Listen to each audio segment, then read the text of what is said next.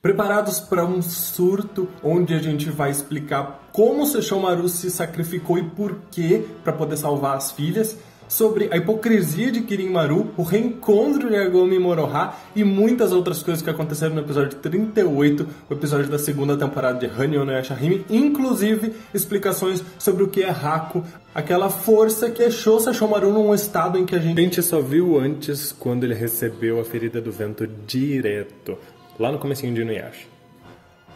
Olá meus queridos, eu sou o Avalon das páginas Avalon Geek e estamos aqui hoje para uma análise de surto, porque esse último episódio foi maravilhoso. Mas eu vou dar uma sugestão para vocês desde já. Sério, fica até o final porque a gente tem muita coisa importante para falar sobre esse episódio, contextualizar, explicar alguns conceitos, para que a gente possa entender o que é que tá acontecendo, inclusive porque alguns personagens fizeram algumas coisas. Então já pega um lanchinho, um refrigerante, que talvez essa análise fique um pouquinho longa. Mas vocês sabem que vocês me ajudam muito deixando o seu like para que a gente possa alcançar mais pessoas, porque é assim que o algoritmo do YouTube funciona, então deixa o seu like. E vou propor uma coisa pra vocês. Muitas pessoas vieram falar pra mim que querem que eu faça uma análise da abertura nova que estreou junto com esse episódio. Então comenta aí #abertura se você quer que eu faça uma análise da abertura pra eu saber realmente quantas pessoas estão interessadas. Bom, vamos começar então, vou tentar seguir mais ou menos uma ordem cronológica dos acontecimentos e vamos começar sobre como finalmente foi resolvido o arco da Zero, a Rin já está livre e nós passamos para a resolução da última ponta solta, digamos assim, em relação a essa trama, que é Kirin-Maru. Claro, tem outras coisas ali, mas o principal objetivo agora é deter Kirin-Maru e o restante pode ser encaixado na resolução dessa trama. O que faz com que Kirin-Maru volte a ser o principal antagonista da série, o que faz com que ele precise ter um certo poder para rivalizar com as meninas. Eu não falo nem em poder em questão de energia demoníaca de yokai. Eu falo no sentido dele ser um vilão. Para quem assistiu as análises que a gente fez desse arco da Zero, principalmente os últimos 2 episódios, sabe que eu vinha falando que um bom vilão é necessário para que bons protagonistas, bons heróis sejam construídos. E era isso que eu torcia muito para que a Zero se tornasse, justamente porque eu acreditava que ela tinha poder para alavancar o desenvolvimento das meninas enquanto uma vilã. Tanto que muitas pessoas sempre acharam que ela era a verdadeira vilã e não Kirin-Maru, porque ele tinha um comportamento sempre muito honrado. Porém, aqui a gente viu uma mudança. Enquanto Sesshomaru se preocupou com o Moroha, e a gente vai falar muito sobre isso ainda nesse episódio, sobre esse desenvolvimento de Sesshomaru, como é agora ele se preocupa até mesmo com a sobrinha, que é um quarto yokai, que estava enfrentando Kirin-Maru e foi lá dar um fecho nele, no Kirin-Maru, pedindo para que a Rin não saísse da árvore, como se ele não conhecesse a esposa que ele tem e que nunca acolhe as sugestões que ele dá justamente para protegê-la, né? Porque a gente vê mais pra frente que ela sai correndo ali preocupada com ele, obviamente, se colocando em risco, e que inclusive a gente já viu em cenas da análise que eu fiz sobre o trailer do que vai acontecer nessa segunda metade, que de fato a Rin vai ser colocada em perigo novamente. Mas falando sobre o Kirin-Maru e sobre esse fecho que o Sesshomaru deu nele, a gente percebe que pela primeira vez o Kirin-Maru ele destoa bastante do que foi apresentado pra gente na primeira temporada. Ele já vinha tendo alguns comportamentos, algumas frases que destoavam um pouquinho, mas de uma maneira um pouco mais sutil nessa segunda temporada, porém aqui ele chega ao ponto de chantagear a Moroha para atingir o seu objetivo, mostrando que ele não está tão preocupado mais em ser um yokai honroso como ele parecia ser. O próprio Sesshomaru chega a dizer que Kirin-Maru está usando de táticas desleais, o que faz com que o próprio Kirin-Maru reconheça a atitude dele e, digamos assim, meio que envergonhado, com seu orgulho ferido, ele acaba devolvendo a Pérola Negra para o Sesshomaru. Agora, por que isso aconteceu? Eu entendo que não é nem só por uma questão de roteiro, para criar ali uma treta entre Sesshomaru e Kirin-Maru, que na verdade foi maravilhoso. Me lembrou até a Inukimi dando fecho ali na Zero na primeira temporada. Mas também eu acredito que tenha sido intencional para que nós, enquanto telespectadores, enquanto público, entendêssemos que de fato aquela conduta não condiz com o que a gente vinha vendo de Kirin-Maru. Ou pelo menos daquilo que ele vinha tentando mostrar pra gente. E que, ao meu ver, ele não deixa de ter a honra que ele sempre levantou e que ele sempre agiu. Tanto que ele até demonstra isso em alguns momentos, como devolvendo a pérola depois de ser ali confrontado pelo Sesshomaru, e também ao perguntar para ele de maneira bem educada como estava a esposa dele. O que eu acredito é que esse lado mais traiçoeiro do Kirin-Maru seja necessário se a gente quiser comprar ele enquanto um vilão deste restante de Yashahime, porque a gente não sabe se vai ter uma terceira temporada ainda ou não, e a gente pode falar disso na análise da abertura. Também para que a gente entenda que esse desejo dele em alcançar a cura, o moinho do tempo, para provavelmente salvar a Rion, já que a gente acredita que seja esse o objetivo dele em voltar no tempo, é algo tão importante para ele, tão desesperador, que ele vem buscando há tanto tempo, que mesmo que ele tenha que ir contra aquilo que ele prega, contra a maneira honrada como ele sempre se comportou, ele talvez faça isso, porque ele precisa disso. Tanto que num primeiro momento ele age assim, de maneira desesperada, tentando convencer a Moroha com uma espécie de chantagem para conseguir o vento do Akuro, e depois ele acaba percebendo que não era bem isso, então resolve ter um confronto contra o Sesshomaru e lutar de mano a mano com ele, dizendo que caso ele vença, o Sesshomaru vai ter que cumprir a promessa e trazer o Akuro para ele, o que me deixa um pouquinho em dúvida sobre que promessa é essa, onde que isso aconteceu, porque acho que nunca foi dito pra gente quando o Sesshomaru prometeu isso. Só que, de fato, o Sesshomaru tinha esse pedido do Kirin-Maru para trazer o Akuro, mas ele ignorava. Mas eu falo isso sem descartar o fato de que se trata da personalidade do Kirin-Maru, assim como muitas pessoas na vida real pregam um certo comportamento e, na verdade, se comportam de maneira totalmente diferente. Então, quando o Kirin-Maru é colocado numa situação de pressão, ele age de uma maneira com a qual ele mesmo normalmente não concordaria, com a qual ele normalmente criticaria. Eu acho que um outro ponto pra gente tentar entender esse comportamento do Kirin-Maru também é o fato de que ele acabou de perder a irmã. Ainda que talvez ele não se importasse tanto com a Zero, no mínimo, Kirin-Maru percebeu que as Yashahimes conseguiram derrotar a yokai que se dizia mais forte do que o próprio Kirin-Maru, colocando ele numa situação onde talvez aquela profecia que ele vai ser morto por Hanyos possa de fato se cumprir. Então ele precisa alcançar o objetivo dele o mais rápido possível.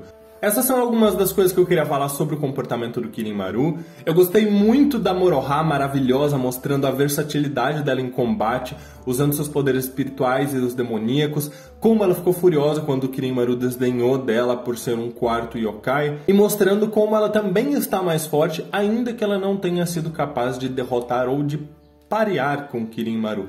Eu acho até que é importante a gente ver isso, porque muitas pessoas tinham uma visão de que as meninas são muito fortes, elas já estão lutando contra o Kirin-Maru lá na primeira temporada. Porém, a luta que a gente teve sempre foi em grupo. A gente sempre viu as meninas unidas enfrentando um yokai. Por mais poderosas que elas sejam, elas não enfrentavam ele sozinho. Mesmo quando a Toa e a Moroha ficaram no ápice do poder no episódio 24 e foram pra cima do Kirin-Maru e deixaram ele muito machucado, isso só aconteceu quando elas se uniram. Ou seja, aqui eu acredito que a história está tentando mostrar pra gente que Moroha, a Toa, Setsuna individualmente ainda não tem poder suficiente para lutar contra Kirin-Maru.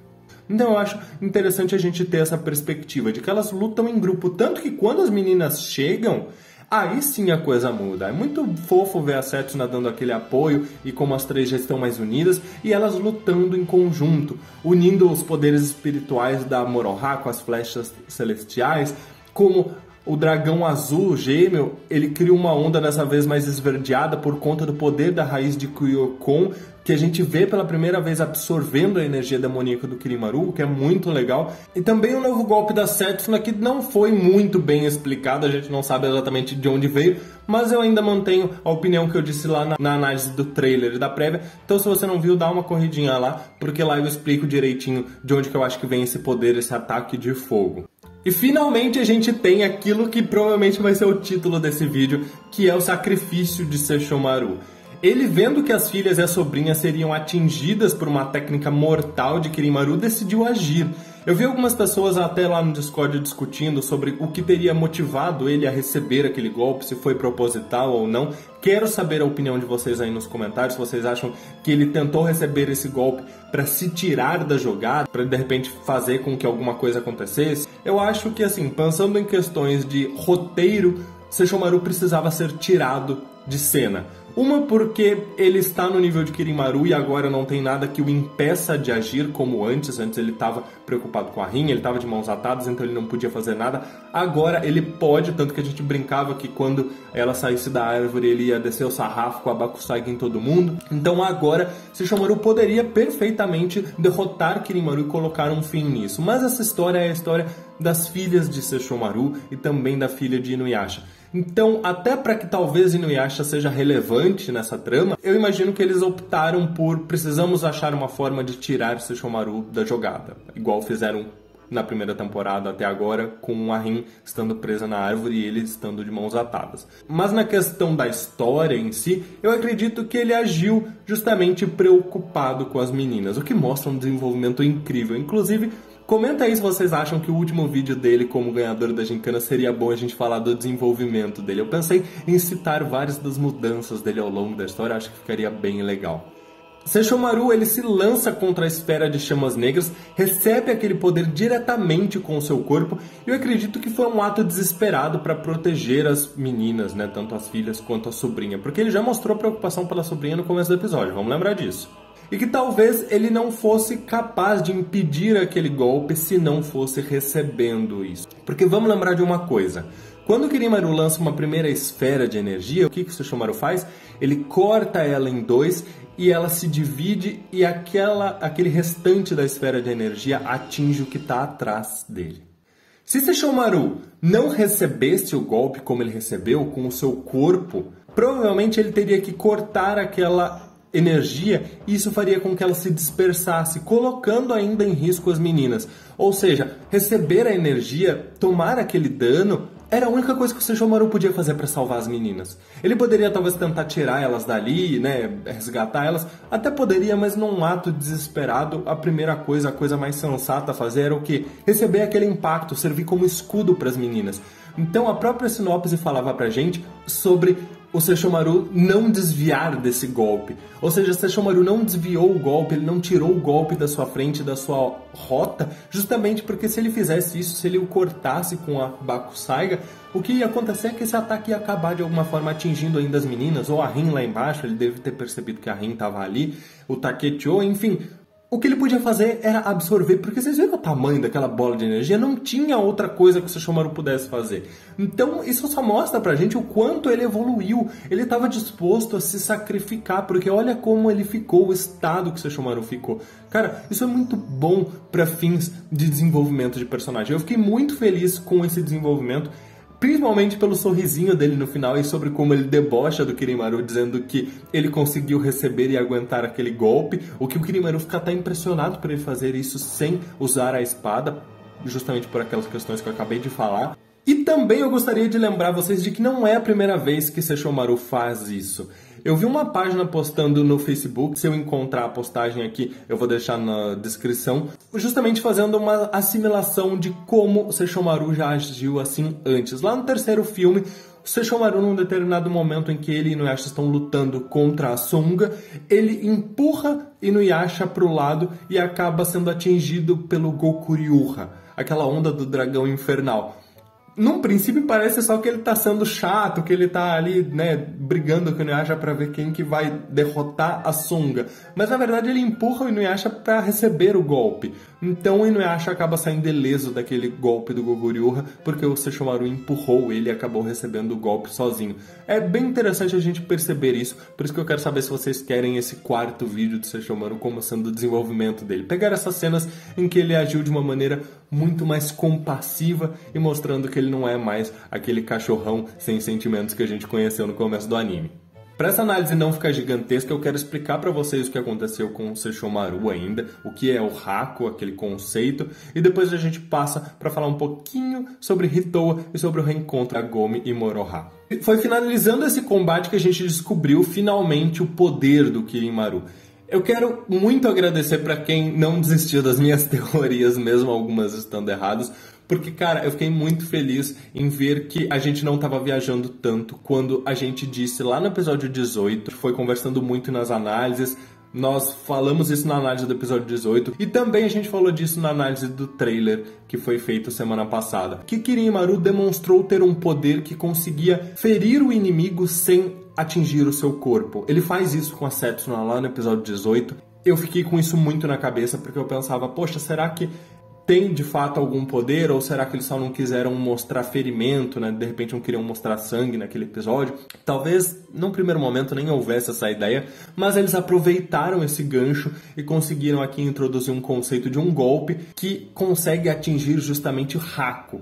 Lembrando só que eu não estou dizendo que a técnica do episódio 18 foi exatamente a mesma, tá? É só a questão da ideia, porque o desenho dava a entender que o golpe estava atingindo a Setsuna sem ferir o corpo dela, então eu achei interessante reaproveitarem isso aqui para de fato colocarem esse poder sendo utilizado pelo Kirin-Maru. E o que é esse Haku? Então vamos pegar lá no episódio 165 de Inuyasha, no clássico. Esse conceito ele é introduzido justamente porque Hakudoshi ele resolve fazer uma cria, um yokai fundindo vários outros yokais para que possa se tornar uma fortaleza para o bebê, aquele bebê que é o coração do Naraki. Naquele momento, o Hakudoshi vai atrás de um yokai que tem esse mesmo nome, Haku, e que ele absorve almas humanas, ele come almas humanas. E o que acontece é que o corpo dele é formado completamente por Haku, que é diferente de Kon. Kon é o espírito, o coração dos seres vivos, tanto yokais, quanto humanos, quanto animais, enquanto que o Haku é a força que movimenta o corpo daqueles indivíduos. Por isso que o Moriomaru, quando é criado, usando o Haku para manter partes diferentes de yokais mortos juntas e se movendo, ele não tem uma alma, ele não tem vontade, ele não é nada que um corpo que se move. Não sei se vocês lembram da primeira aparição do Moriomaru, mas ele não tinha nenhuma fala, ele simplesmente agia de acordo com os comandos do Hakudoshi. E ele só começou a mostrar uma personalidade quando o bebê foi colocado dentro dele, porque não era o Moriomaru se manifestando, não era a vontade dele, era o próprio bebê, o que faz a gente perceber que Haku é a força que movimenta o corpo. Então Sesshomaru, ele está perdendo o Haku dele, tanto que a gente vê em volta daquela energia roxa que está no corpo do Sesshomaru, tem bolinhas azuis saindo, que são justamente a representação do Haku. Isso já foi utilizado antes, mas se eu não me engano era verde em Inuyasha clássico. Então o Haku está deixando o corpo do Sesshomaru, o que faz com que ele não possa se mover. Pouco a pouco o Sesshomaru vai perder a mobilidade, a força que move o seu corpo, fazendo com que ele possa entrar em um estado parecido com um coma. Ele vai estar ali, a alma dele vai estar ali, provavelmente ele vai estar consciente de tudo que está acontecendo ao seu redor, mas o seu corpo não vai se mover. Inclusive, para quem está perguntando o que vai acontecer com o Sesshomaru, tem pessoas que, infelizmente eu não vou lembrar quem, se alguém souber, posta aí nos comentários para eu poder deixar fixado. Mas tem pessoas teorizando no Twitter, e se eu não me engano essa discussão também foi levantada lá no Discord, que talvez Sesshomaru possa ser salvo pela Zanseiken. Quando a tua voltar lá do outro mundo, ela possa absorver a energia maligna, a energia demoníaca do Kirin-Maru, que está ali tirando o Haku do corpo do Sesshomaru. Eu acho que faria bastante sentido, né, já que a Zanseiken parece ser a arma mais poderosa contra o Kirin-Maru. Então talvez seja a grande resposta para essa técnica suprema dele. Mas eu fiquei curioso com uma outra coisa que eu quero saber se alguém lembra, pode me dizer aí, porque eu não encontrei. Pra mim é a primeira vez que um yokai consegue esconder a sua energia demoníaca como Kirin-Maru disse que o Sesshomaru fez. Até onde eu me lembro, em Inuyasha clássico, para que isso acontecesse, era necessário a Fuyoheki, aquela pedra, aquele cristal que pertencia originalmente a Gaku-Sanjin, um yokai montanha, e que foi roubado por Naraki justamente para ser dado também para o bebê. Então eu achei isso interessante, porque a primeira vez que a gente vê um yokai conseguir fazer isso, me lembra até um pouco Dragon Ball, de esconder o Ki. Passando para Hitoa, eu só quero dizer que é mais do que oficial. O Uriko fala expressamente que ele se apaixonou pela Toa. É muito bonitinho isso, principalmente se a gente for fazer análise da abertura para falar um pouquinho mais sobre isso.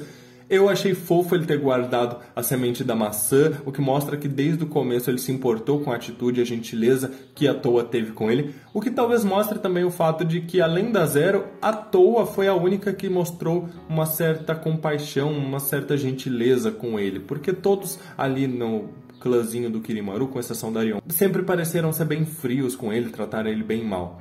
A Toa está preocupada com ele, ele está disposto a dar a sua vida para deter Kirin-Maru, e a gente sabe que se Kirin-Maru for derrotado, ele será morto também. Então, a gente pode discutir um pouquinho mais sobre isso na análise da abertura, porque já foi dito em entrevistas para nós ficarmos preocupados com o Uriko. E antes da gente falar sobre o reencontro da Agome com a Moroha, eu quero citar aqui alguns comentários da Aline, membro da Yokai desse canal, inclusive agradecer a todos os membros que vão passar aqui no vídeo. Ela ficou muito feliz com esse episódio, ela disse que foi um absurdo de bom, que superou o que a gente esperava e que olha que a expectativa já era enorme. E ela ficou simplesmente sem dormir, ela deixou pra dormir depois que assistiu a live com a gente, o episódio ao vivo, mas foi tanta animação que ela nem conseguiu dormir. Eu acho que mais alguém de vocês deve ter ficado assim. Eu também não consegui dormir, gente, eu fui dormir só à tarde. Alguém mais assistiu o episódio em live, ao vivo, e depois não conseguiu dormir de tanta empolgação? Porque, sério, foi muito bom esse episódio. Eu sei que boa parte desse entusiasmo todo, tanto da Aline quanto nosso, também foi pelo reencontro da Moroha com a Agome. Eu queria fazer um vídeo específico só sobre isso, então eu não vou falar muito sobre, mas eu fiquei muito feliz da maneira como aconteceu. Num primeiro momento a Agome parece meio hesitante, em dúvida, talvez porque a gente sabe que ela viu algumas imagens da Moroha lá no trailer, né? Então quem não assistiu vai lá no vídeo. Talvez ela tenha ficado um pouco em dúvida se de fato era a Moroha, até porque a Moroha já apareceu crescida ali antes, né, voando naquela vez que ela entra ali por conta do Monte Musubi. Então talvez ela tenha ficado um pouco em dúvida se aquilo era real, até porque imagina, depois de 14 anos, finalmente a filha dela tá ali, sabe? Será que realmente é verdade? Eu acho que ela ficou com essa dúvida, mas quando ela percebeu que de fato aquilo era real, que não era só um sonho, ela caiu em choro. A Moroha tava super sem saber como reagir, porque ela mesma no episódio passado falava que não sabia o que ela ia fazer, né? Como que ela ia se aproximar dos pais, porque são estranhos para ela, mas ao mesmo tempo são as pessoas que ela mais quis conhecer na vida toda dela. Então ela tá super emocionada, meio sem jeito, mas quando ela reconhece o cheiro da Agome, lembrando aquela cena dela bebê abraçando a Moroha, cara, foi assim de partir o coração, porque é ali onde ela se entrega e ela abraça a mãe. Foi muito emocionante. Eu acho que todo Inu fã esperou por isso por muito tempo, né? A gente sempre ficou fanficando sobre os filhos que Inuyasha e Agome iam ter. E depois de descobrir que eles ficaram longe da filha desde o nascimento dela, é muito feliz ter esse momento, esse reencontro. Mas, assim, pra fechar com chave de ouro essa cena, o melhor é Inuyasha lerdo, como sempre, não percebendo que a filha tá ali, mesmo ele tendo a falta apurada. Eu acho muito engraçado isso, porque assim, é bem o Inuyasha, né? Ser meio despreocupado, do tipo, Agome, eu não encontrei nada do outro lado, você viu alguma coisa aí? E ela lá chorando junto com a filha já, e ele tipo, ué, você é Moroha? E aí acaba o episódio, então a gente vai ver só no próximo episódio como isso desenrolou. Então por isso que eu falei que eu não quero me aprofundar tanto aqui, porque eu acho que a gente vai ter que fazer um vídeo só pra falar sobre isso, o reencontro dos dois com o Moroha. Meus queridos, esses são alguns dos comentários que eu tinha pra fazer. Eu quero saber a opinião de vocês sobre o comportamento de Kirin-Maru, o comportamento de Sesshomaru. Vocês sabem que eu adoro me aprofundar nessa questão de comportamento de personagens e até onde está sendo coerente com a trama ou não. Eu quero agradecer a Aline e também a todos os outros membros desse canal que me ajudam a manter essa edição. Quero agradecer a todos vocês inscritos que assistem os vídeos, porque vocês deixando o seu like, seus comentários me incentivam muito a continuar dividindo essas minhas opiniões sobre a Shahime com vocês. Muito obrigado por tudo, meus queridos. Um grande abraço. Até mais, não esqueçam. #abertura se vocês querem que eu analise a abertura. Até mais!